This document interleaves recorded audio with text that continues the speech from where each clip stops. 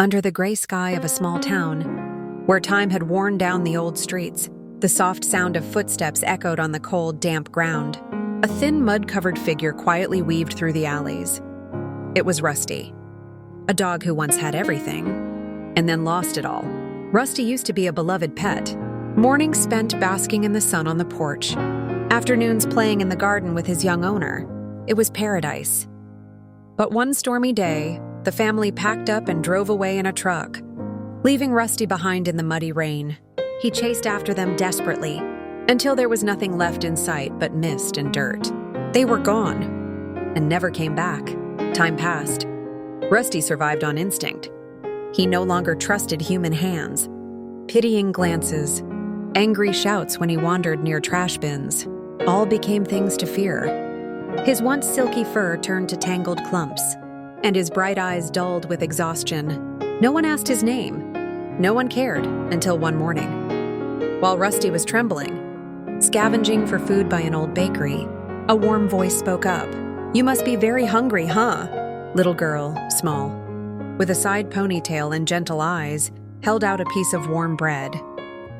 Rusty growled lowly and stepped back, but she didn't flinch. She simply placed the bread down and sat quietly, saying nothing more. Her name was Maya, 14 years old, petite, with big eyes that held more than the childhood she should have had. She lived with her father, a quiet man who drank too much since her mother died in an accident. Their small home at the edge of the street was where Maya returned to each day, alone and silent, with only books and pictures of animals, covering the walls for company. Her name was Maya. 14 years old, petite with big eyes that held more than the childhood she should have had. She lived with her father, a quiet man who drank too much since her mother died in an accident. Their small home at the edge of the street was where Maya returned to each day, alone and silent, with only books and pictures of animals, covering the walls for company. The next day, she came back, and again the day after. Each time she would talk about being isolated at school, about the mother she lost, about her dream of becoming a veterinarian so she could heal the pain that others overlook. Rusty listened. Though he couldn't understand the words, he felt something, a shared pain. And slowly, the walls around his heart began to crack. On the 10th day, she brought a leash, but this time she didn't force it. "If you're ready, come home with me, okay?" Rusty looked at her for a long time. His heart wrestled between fear and longing. Then he stepped forward, bowed his head, and touched her hand.